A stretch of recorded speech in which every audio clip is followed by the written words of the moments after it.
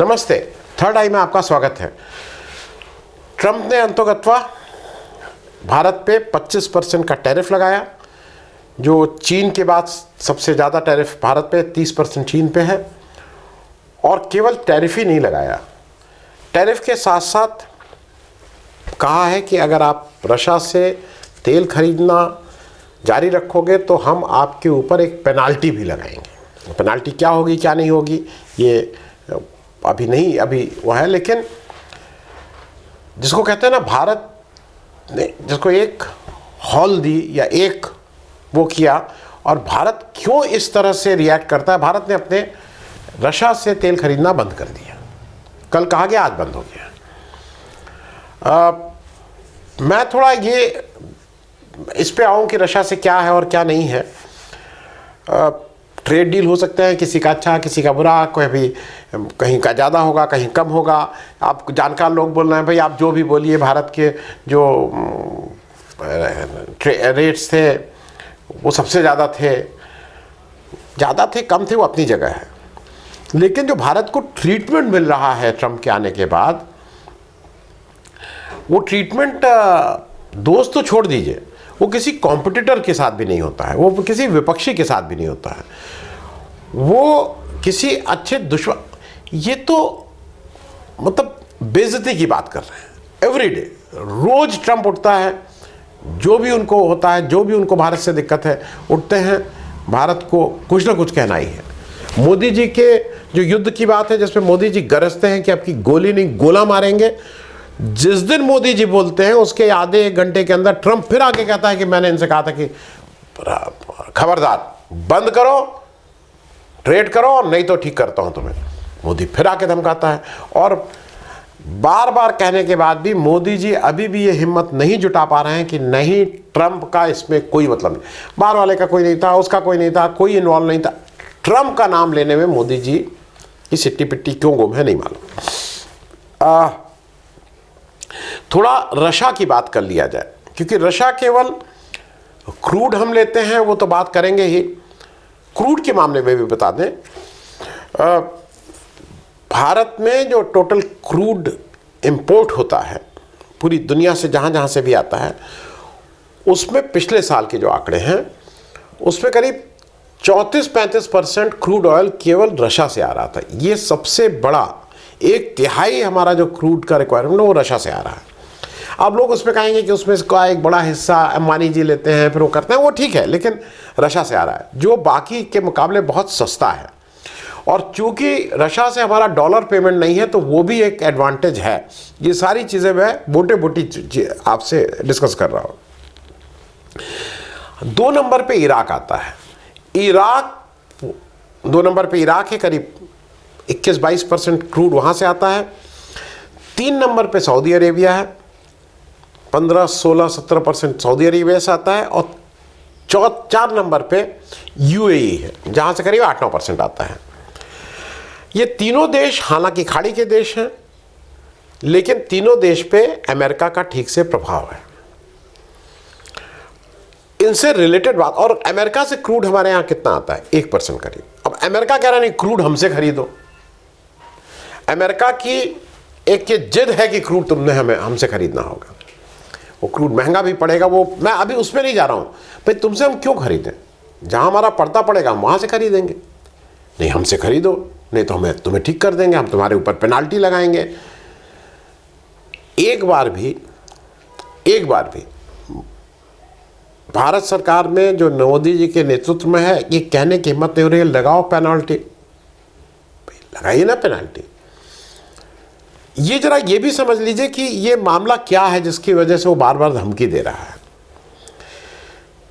भारत का अमेरिका में से जब हम व्यापार करते हैं तो हम उनको एक्सपोर्ट ज़्यादा करते हैं, उनके यहाँ से इंपोर्ट कम होता है। तो एक्सपोर्ट हमने जो पिछला 2024-25 का जो वर्ष था, हमने एक्सपोर्ट किया 86.51 बिलियन $। 1 बिलियन मैं कई बार बता चुका हूँ, 8,500 करोड़ मोटे तौर पे, आजकल 37 हो गया तो 8,700 पकड़ लीजिए डॉलर, लेकिन 8,500 करोड़ मोटे तौर पे। और इंपोर्ट अमेरिका से जब हमने खरीदा $1.33 बिलियन US। हमारा ट्रेड सरप्लस कितना है? हम अमेरिका को जो सामान एक्सपोर्ट करते हैं, जो खरीदते हैं, हम ज़्यादा भेजते हैं, एक्सपोर्ट करते हैं, जिससे हमें फॉरेन एक्सचेंज डॉलर की आय ज़्यादा होती है। वो $41.18 बिलियन है, बहुत ज़्यादा है। अब दो पैरामीटर्स पे आपको ध्यान रखना होगा आने वाले समय में। ट्रंप की इस धमकी और उसके बाद ये जो $41.18 बिलियन का एडवांटेज हमारी है, ट्रेड सरप्लस है, ये घट के कितना रह जाता है, ये देखने वाली बात होगी, नंबर 1। नंबर 2, टोटल ट्रेड घटता है बढ़ता है, ये भी देखने वाली बात होगी, क्योंकि अब जो भी हम खरीद रहे हैं वो केवल अमेरिका की धमकी से खरीद रहे हैं। अमेरिका पहले दिन से ये तड़ गया है, जिसको कहते हैं। जब 13 फरवरी को मोदी जी किसी तरह से येन केन प्रकरण के नहीं, हमें बुला लो, वहाँ जयशंकर जी 6-7 दिन अमेरिका पड़े रहे इनको बुलाने के लिए, पहुँच ही गए तो इनको बहुत ही खराब ट्रीटमेंट दिया गया भारत को। ये बार बार कहा गया है, लेकिन उसको फिर से कहना ज़रूरी है। भारत के जो लोगों को डिपोर्ट किया गया, वो मोदी जी के आने से पहले हथकड़ी बेड़ी लगा के, अनप्रेसिडेंट, भारत में आज तक ऐसा नहीं हुआ। दुनिया के किसी देश में अमेरिका ने हथकड़ी बेड़ी लगा के इस समय नहीं भेजा सिवाय भारत के। और मोदी जी के आने के बाद तुरंत 1-2 दिन बाद फिर हथकड़ी बेड़ी लगा के भेजा। और ये कम्युनिकेशन बिल्कुल क्लियर है, वो आपको कम्युनिकेट कर रहे हैं, आपको बता रहे हैं कि आपको हम यहाँ पे रखते हैं। He is showing you your place, और आपकी चू करने की हिम्मत नहीं है। आपने एक क्यों नहीं, मोदी जी आपने बोला कि भाई हथकड़ी बेड़ी क्यों लगा रहे हो, हथकड़ी बेड़ी लगा के भेजा। मैं बाकी चीज़ों पे नहीं जा रहा हूं कि उन्होंने अपने किस तरह से रक्षा विमान भेजे जो हमारी वायुसेना स्पेस में घुसे, मैं उस पर नहीं आ रहा हूं, वो फिर ज़्यादा टेक्निकल हो जाएगा। जब मोदी जी वहां गए तो मोदी जी से पहले जो 4-5 राष्ट्राध्यक्ष गए थे, मोदी जी के जो बाद 4-5 राष्ट्राध्यक्ष गए थे, उसमें मोदी जी को छोड़ के सारे लोगों को बाहर व्हाइट हाउस में रिसीव करने डोनाल्ड ट्रंप खुद आए।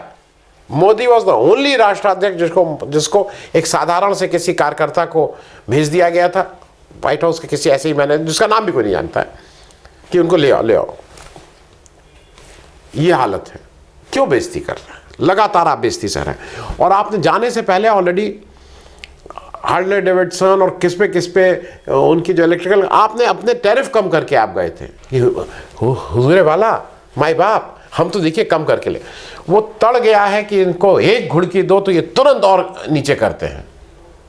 आप कहाँ ले जा रहे हैं देश को? क्योंकि कल मैं सुन के मुझे ताज्जुब हो रहा था, एक एंकर जिनको जो मोदी जी का जब उस समय उसमें चिप में वो बता रहे थे, जब नोटबंदी हुई थी तो बता रहे थे जब नया नोट आया है उसमें मोदी जी ने चिप लगवा दिया है। एक राष्ट्रीय चैनल की एंकर हैं, उनको चिप दिखाई दे रहा था और उनको वो नासा और मालूम नहीं कहाँ की वो ले आई थी खबरें। वो कल बेशर्मी के साथ ये बता रही थी कि अमेरिका के 25% टैरिफ से और पेनाल्टी टैरिफ से भारत का कितना फायदा होने जा रहा है, मतलब भारत कितनी बड़ी शक्ति के रूप में उभरने जा रहा है, ये वो बता रहे थे। भाई अमेरिका ने टैरिफ लगा दिया, आप इस टैरिफ से क्या होगा? अमेरिका ये कह रहा है कि हमारी जो हम सबसे ज़्यादा वहाँ दवा एक्सपोर्ट करते हैं या कुछ भी जो भी एक्सपोर्ट करते हैं, तो हमारे जो माल है उतना नहीं बिकेगा, यही होगा ना, हमारा माल नहीं बिकेगा। अब इसके बहुत से वो हैं। मेरे शो पे कल प्रोफेसर संतोष मेहरोत्रा आए थे, मेरे अरुण जी से, मतलब बहुत अलग अलग लोगों से बात हुई। एक बात हर आदमी मान रहा है कि भारत का जीडीपी गिरेगा, 0.5 गिरेगा, 1 गिरेगा, 1.5 गिरेगा, लेकिन गिरेगा। इसमें मुझे एक आदमी भी ऐसा नहीं मिला जो ये कहे कि नहीं गिरेगा नहीं, बहुत अच्छा होगा, जीडीपी गिरेगा, मतलब GDP will be hit. Bharat की जो मैन्युफैक्चरिंग है वो हिट होगी। इसको कोई, भारत में रोजगार कम होंगे। आपको अगर भाई जब आप जब वहाँ एक्सपोर्ट कर रहे हैं वही नहीं आपको ऑर्डर मिलेंगे तो आपके रोजगार कम होंगे। अगर आपने पढ़ा अभी टीसीएस कुछ 12,000 या कितने लोगों को ले ओवर कर रहा है, तो ये तो होने ही वाला है। तो मतलब इस टैरिफ से आपकी को चौतरफा मार पड़ने वाली है। रिजर्व जो आपका कम होने जा रहा है वो मैं उसकी बात ही नहीं कर रहा हूं, क्योंकि समझने वाली बात यह है कि आपने अपनी कुछ विदेश नीति इस तरह की बना ली गई है कि आप बिल्कुल तनहा अकेले खड़े हुए हैं। आपका अपने जितने पड़ोसी राज्य हैं उनसे झगड़ा है। अमेरिका इस चीज़ को समझ लिया है। अमेरिका ये भी समझ लिया है कि चाइना और पाकिस्तान एक साथ हो गए हैं। इंडिया की विदेश मंत्री ने खुद ही बोला है कि भाई China is a bigger economy, we are a smaller economy. तो उनके हिसाब से इट इज़ नॉट प्रूडेंट कि मैं बिगर इकॉनमी से लड़ूं। तो आपने अपना तो खुद ही बता दिया आपके फॉरेन मिनिस्टर सामने कि नहीं नहीं नहीं, हम तो बहुत डरते हैं उनसे। अमेरिका से आप डरते ही हैं। रूस से वो आपको धमकी दे दे के रूस से आपको अलग कर दे रहा है। मेरा सिर्फ ये कहना है कि किसी स्टेज पे तो मोदी जी को अपनी स्पाइन दिखानी होगी कि नो, एनफ इज एनफ, अब नहीं। 25% टैरिफ के बाद भी हमारे यहां से कोई स्ट्रॉन्ग स्टेटमेंट नहीं आया, नहीं ऐसा तो होता है, हम उसको करेंगे, हम उनसे बात करेंगे, हम कुछ इस तरह के स्टेटमेंट कल आए हैं, और वो भी अधिकारियों को आगे करके उनके द्वारा ये स्टेटमेंट करवाए जा रहे हैं। एक दो तीन नए आ गए हैं।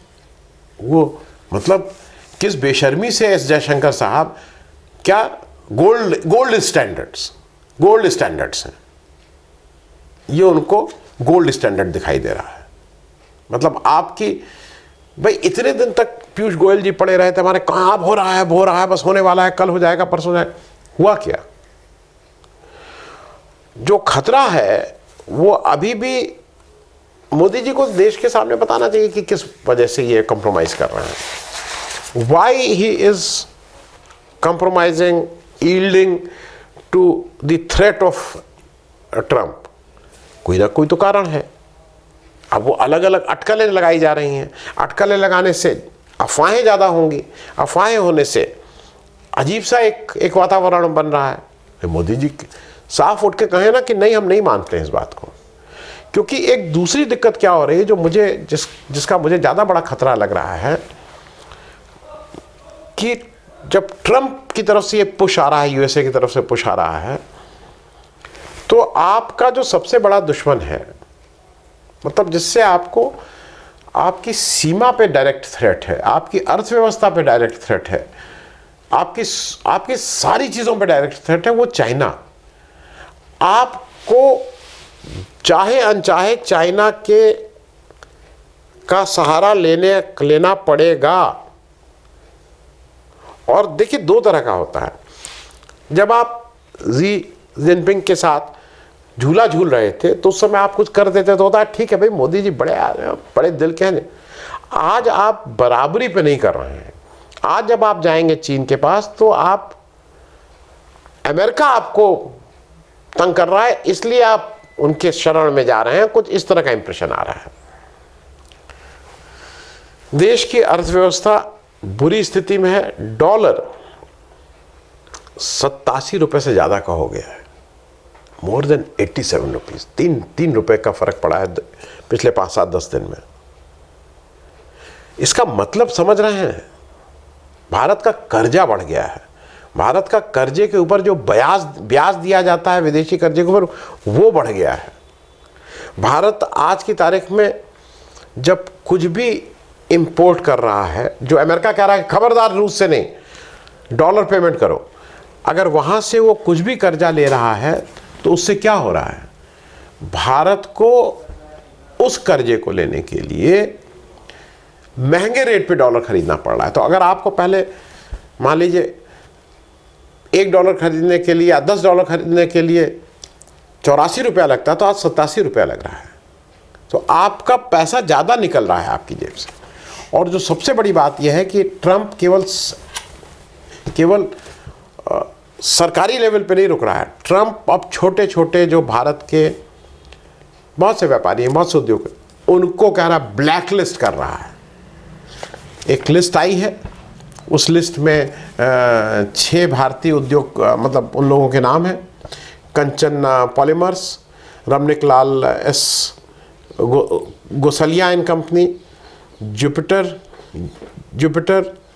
Austin Ship, BSM Marine LLP, Cosmos Lines, 6 ऐसी कंपनी जिन्होंने ईरान के साथ व्यापार किया था उनको ब्लैकलिस्ट कर दिया है और उनके एसेट्स फ्रीज कर रहे हैं अमेरिका में।